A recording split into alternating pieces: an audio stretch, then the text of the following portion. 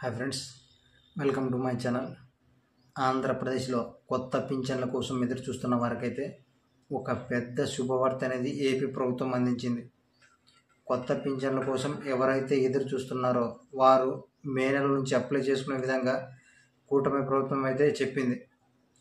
కూటమి ప్రభుత్వం మే నెల నుంచి కొత్తగా 90,000 వితంతు పింఛన్లు ఇస్తున్నట్లు మంత్రి అనిల్ కుమార్ చెప్పారు. అదేవిధంగా వృద్ధాప్య మరియు ఒంటరి మహిళ లేదా వికలాంగ పింఛన్లు అప్లై చేసుకోవాలంటే ఖచ్చితంగా మీ దగ్గర ఈ డాక్యుమెంట్స్ ఉండాలని ఆయన అన్నారు. మొత్తంగా కొత్త పింఛన్లకు అప్లై చేసుకోవాలంటే ఏమేమి డాక్యుమెంట్స్ ఉండాలి అనే విషయాల గురించి మొత్తం మనం ఈ వీడియోలో తెలుసుకుందాం. మీరు చేయాల్సిందల్లా ఒక్కటే, ఈ వీడియోను ఎక్కడ స్కిప్ చేయకుండా లాస్ట్ వరకు చూడండి. అప్పుడే మేము చెప్పే ప్రతి మాట మీకు బాగా అర్థమవుతుంది. అలాగే వీడియోను ఒక లైక్ చేయండి.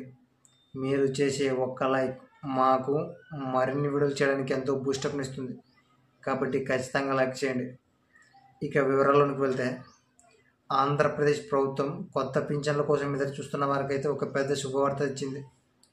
దాదాపు ఏపీ రాష్ట్ర ప్రజలు 2 సంవత్సరాల నుండి కొత్త పింఛన్ల కోసం ఎదురు చూస్తున్నారు. ఎట్టకేలకు కూటమి ప్రభుత్వం మే నెలలో కొత్త పింఛన్లకు దరఖాస్తు చేసుకునే అవకాశం అయితే కల్పించింది. 90,000 వితంతు పింఛన్లను డైరెక్ట్గా మే నెలలో ఇస్తారు.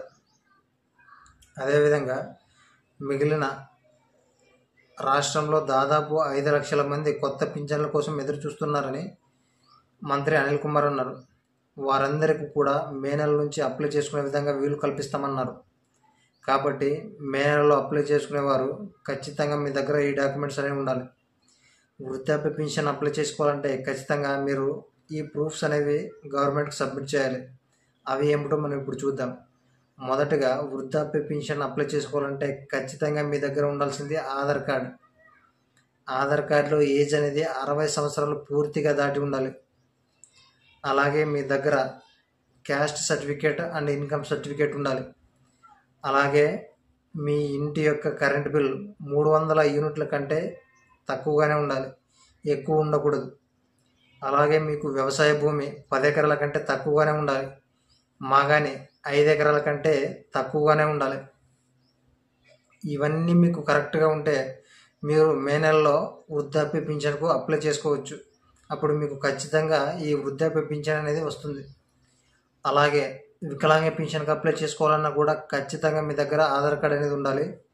దీనికి ఏజ్ అంటూ ఏం లేదండి, కానీ ఖచ్చితంగా సదరం సర్టిఫికేట్ అనేది ఉండాలి. సదరం సర్టిఫికేట్లో పర్సంటేజ్ అనేది 40% కంటే ఎక్కువగానే ఉండాలి. 40% ఉన్నా కూడా చాలు. 40% కంటే తక్కువ ఉంటే మీకు పింఛన్ అనేది రాదు. కాబట్టి సదరం సర్టిఫికేట్లో 40% కంటే ఎక్కువగానే ఉండాలి. అప్పుడే మీకు వికలాంగ పింఛన్ అనేది వస్తుంది. అలాగే ఒంటరి మహిళ పింఛన్ పొందాలన్నా కూడా ఖచ్చితంగా మీకు ఆధార్ కార్డు అనేది ఉండాలి. ఆధార్ కార్డులో ఏజ్ అనేది 35 పైనే ఉండాలి. అలాగే మీకు ఒంటరి మహిళ సర్టిఫికేట్ ఖచ్చితంగా ఉండాలి. ఈ ఒంటరి మహిళ సర్టిఫికేట్ అనేది మీ మండలంలో మీ ఎంఆర్ఓ సార్ దగ్గరికి వెళ్తే మీకు ఇస్తారు. కాబట్టి మీకు ఖచ్చితంగా ఒంటరి మహిళ సర్టిఫికేట్ ఉంటేనే మీకు ఈ ఒంటరి మహిళ పింఛన్ అనేది వస్తుంది.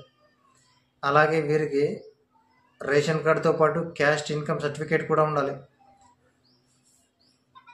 అప్పుడే మీకు ఒంటరి మహిళ పింఛన్ అనేది వస్తుంది.